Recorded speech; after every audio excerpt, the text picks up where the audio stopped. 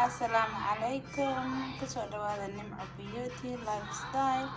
Maanta waxaan karinayaa bariis laga sameeyay chickenka maraqa laga sameeyay.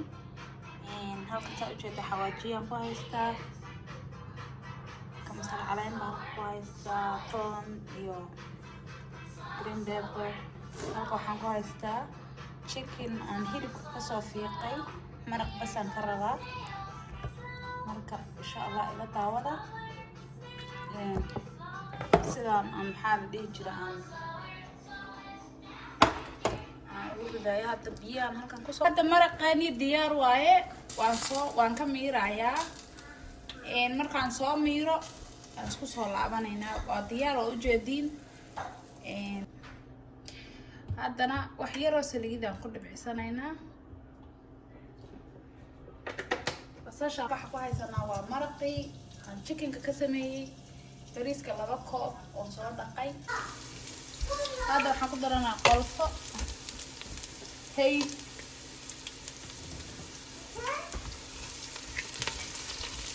sasheena inoo shiilanta hadda xawaajiyadii.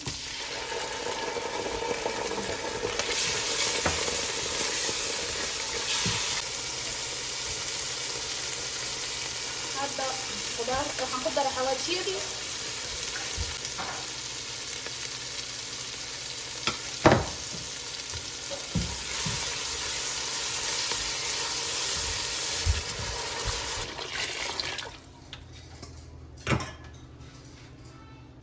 bariiskaa ku darayaa.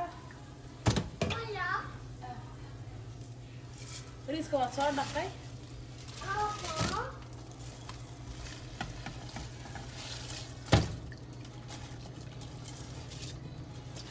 bariiskeenii diyaar waaye. haddana waxaan haystaa color green waaye kan, qaybtaasaan ku darayaa.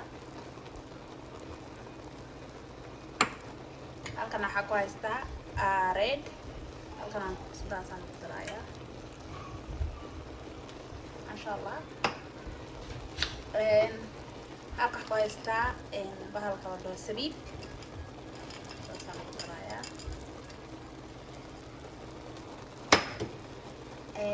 halka waxaa haystaa fries oo maxaa la dhihi jiray aan soo shiilay ama chipsi masha Allah. halkan kaga darayaa.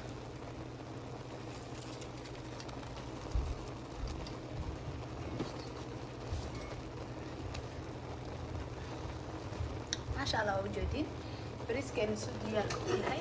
waa ujeedaan wax yar baan daboolayaa, yar oo daqiiqadaan daboolaya. haddana waan isku soo laabanayna insha Allah. masha Allah so beautiful oo ujeedin bariiskeena quruxda shayniga.